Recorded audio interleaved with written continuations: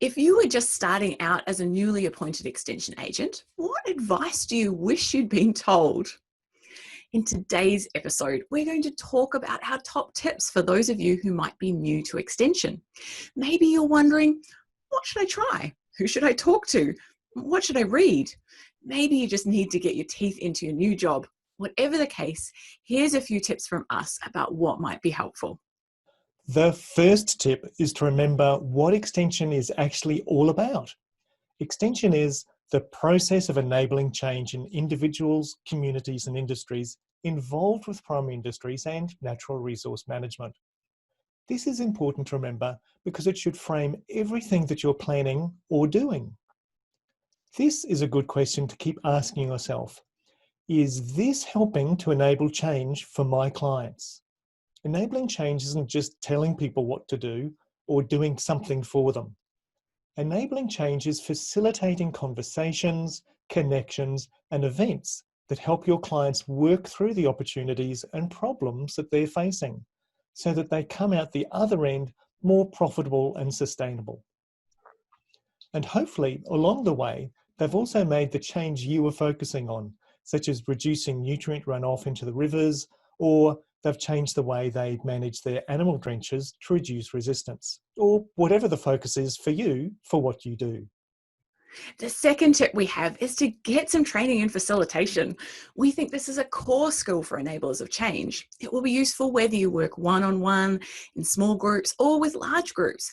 It helps whether you're working face-to-face with physical groups or face-to-face with online groups. The principles are all the same. Facilitation helps you develop the skill of asking questions and drawing others into the discussions. It helps you develop confidence with people and reminds you that you don't need to know all the answers. And for those of you who aren't newcomers to extension, keep polishing those facilitation skills.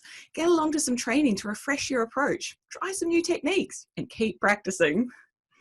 Oh, that's a really good tip, Denise. And the third tip is to find some mentors. You may notice we've used the plural, not singular here. We've found that no one person can help with everything. So how do you do this?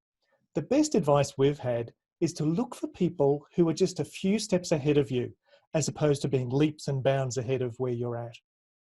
What are they doing differently? What questions might you want to ask them? And mentoring doesn't need to be formal. There's a number of people that we would have called our mentors that wouldn't have realised that they were playing that role. But any chance we had, we watched them, we asked questions, and we jumped at the opportunity to work with them on projects. They were our informal mentors. Great tip, John. And if you'd like to find a mentor, we recommend the APEN mentoring program. This is a formal mentoring program run each year. We're both involved in this at the moment and think it's a great opportunity to get a formal mentor to help you develop in your role. And here's the thing, whether you are a mentor or a mentee, everyone learns. We've found that we always learn things as well by being involved. We'll put the link to this in the show notes. Have a read and maybe consider signing up next year. And folks, our final tip for this episode is to start reading. Whether you like short reads or long reads, there will be some material that will be helpful. We've covered some really good places to start with our episodes on our top suggestions for books, journals, journal articles, and blogs. We'll link to these in the show notes as well. Start with these recommendations and see what interests you. Then follow that interest and keep learning. There's so much we could add to this, but here's where you come in. What's been helpful for you as you've started out? Please share your ideas with us. This is how we learn, and we love that people are sharing tips, thoughts, and challenges with us. Thank you. So please add a comment below this episode and tell us about your experiences getting started in extension and add to our tips. We don't want this just to be a one-way conversation, so please join in by sharing your thoughts and ideas with us.